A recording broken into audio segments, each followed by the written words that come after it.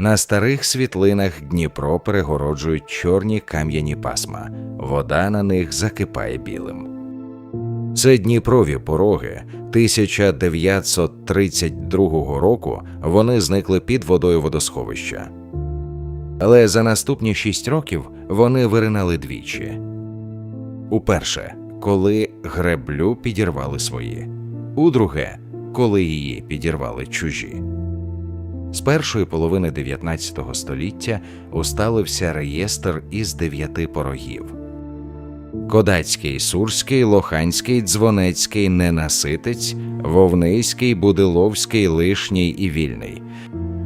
Між крайніми порогами русло падало на 30 метрів із гаком. Відстань між ними – 65 кілометрів. Найбільший поріг Ненаситець складався з 12 кам'яних лав і давав перепад у 5,5 метрів.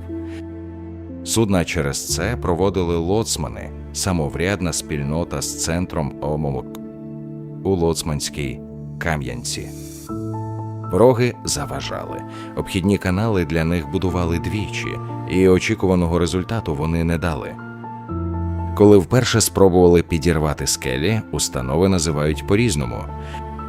Енциклопедія історії України, 1737 рік.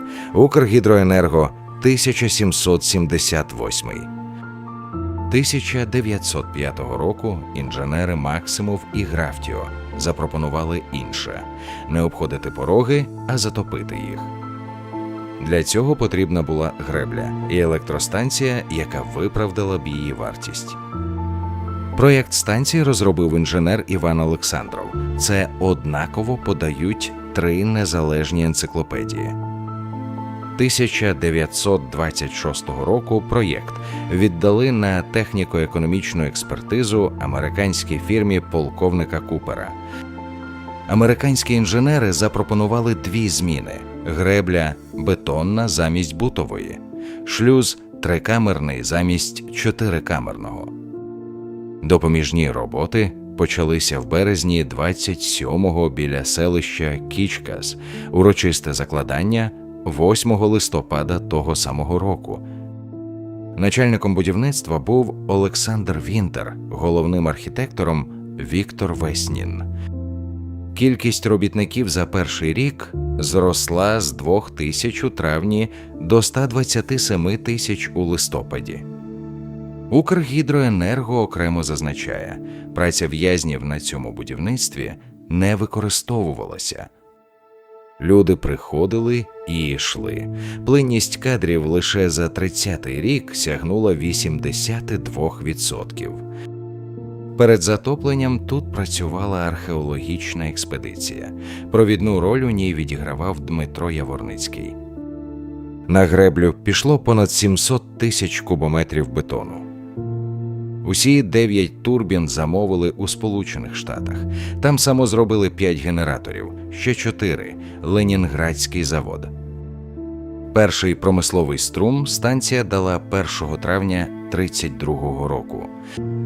А от яку дату вважати днем пуску, установи подають по-різному. Велика українська енциклопедія називає урочисте відкриття 10 жовтня. Укргідроенерго – перший агрегат 1 березня і зарахування до діючих підприємств 10 листопада. Причина видна з самих формулювань. Кожна установа називає свою подію.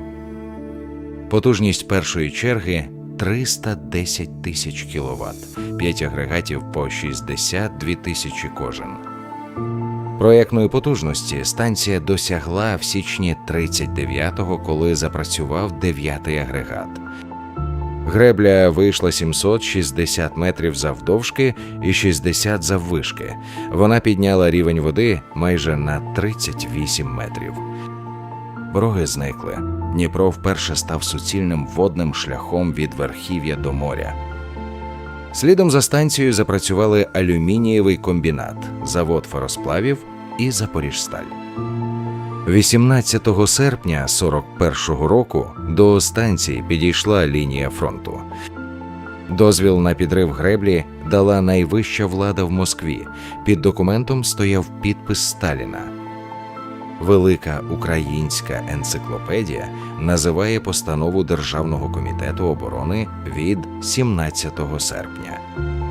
Стаття запорізького історика Валерія Мороко «Шифрограму за підписами Сталіна» і начальника Генштабу Шапошнікова. У ній, як цитує дослідник, сказано: «У випадку крайньої потреби дозволяється здійснити висадження Дніпрогесу». Через 2 дні транспортними літаками з Москви привезли 20 тонн вибухівки і заклали в тіло греблі. Ані війська, ані місто про це не знали. Підготовку тримали в таємниці. Вибух пролунав увечері 18 серпня. Виконавцями бойове донесення штабу Південного фронту називає військових інженерів Бориса Єпова і Олексія Петровського. Наступного дня штаб доповів Верховному головнокомандувачу, що греблю висаджено, як сказано в донесенні, без дозволу самочинно. У тому самому донесенні сказано, що це, цитата, «ускладнило обстановку бою, викликало непотрібні жертви, полегшило ворогу умови форсування ріки Дніпро». Вибухом знищило 10 биків греблі і 9 водозливних отворів між ними. Пролом вийшов набагато більшим за розрахунковий. Виконавці помилилися в кількості вибухівки. Наскільки більшим, джерела розходяться. Мороко пише про 135 метрів із 600, «Війна і міф» про 165. Розходяться й оцінки висоти хвилі. Український інститут національної пам'яті називає 20 метрів, Укргідроенерго – 30. Мороко пише не про хвилю, а про напір. Вода обвалилася з висоти 38 метрів і за 2 хвилини вдарила в Хортицю. За даними Українського інституту національної пам'яті, вона дійшла до Марганця й Нікополя, майже за 80 кілометрів нижче за течією. Скільки людей загинуло, достеменно невідомо. Їх ніхто не рахував. Пігідо Правобережний писав про близько 20 тисяч червоноармійців і сам застерігав, що перевірити це неможливо. Руме називав від 75 до 100 тисяч і теж додавав «ймовірно». Мороко вважає цю оцінку перебільшенням і зупиняється на 2-3 десятках тисяч. «Війна і міф» пише, що найчастіше дослідники говорять про 100 тисяч. Спільне в усіх джерел одне – точного числа немає й уже не буде. Німецьке командування оцінювало власні втрати від затоплення в 1500 осіб. Усі 9 агрегатів станції вийшли з ладу, 6 знищено, 3 частково демонтовано. Атака того ранку була невеликою, наскок на греблю відбили, а саме Запоріжжя після 18 серпня оборонялося ще 46 діб. Заарештованих виконавців невдовзі звільнили. Вони продовжили службу, далі підривали Волховську гідроелектростанцію. А пороги вийшли з-під води вперше. Скільки агрегатів запрацювало за окупації, установи подають по-різному. Велика українська енциклопедія пише про 5, Укргідроенерго – про 2. Під час окупації на Дніпрогесі страчено близько 3000 людей. У жовтні 43-го відступаючі німецькі війська зруйнували станцію вдруге. Знищили 17 биків греблі, 48-й ущент, машинний зал разом з агрегатами. Пороги вийшли з-під води вдруге. Цього разу вони стояли відкритими до 47-го.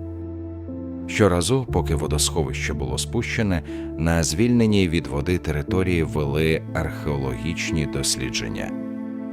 Архів будівництва німецькі війська вивезли з собою. Його знайшли в Чехословаччині 45-го і повернули до Запоріжжя. Відбудова почалася 44-го за окремою постановою Державного комітету оборони.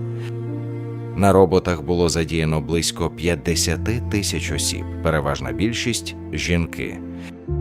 Дати пуску відновлених агрегатів установи теж подають по-різному – Перша черга 13 грудня 47-го або 3 березня того самого року. Відроджена станція лишалася найпотужнішою гідроелектростанцією Європи до 56-го року. 69-го під тією самою греблею почали будувати другу станцію. Перша черга Дніпро-ГЕСу-2 запрацювала наприкінці 74-го, 8-й агрегат у 80-му. Від першої черги 32-го до січня 22-го потужність станції зросла більш ніж у 5-ро. З 310 МВт до 1578. Від 71-го року станція перебуває на державному обліку як пам'ятка історії та культури. 2017-го науковці кількох країн закликали внести станцію і 6-те селище до списку Всесвітньої спадщини.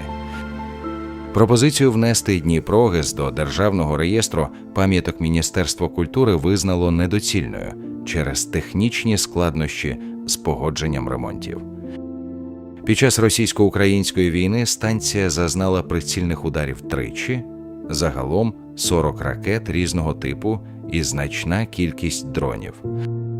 Пороги під водою й далі, але двічі за 6 років вода сходила і вони ставали видимими.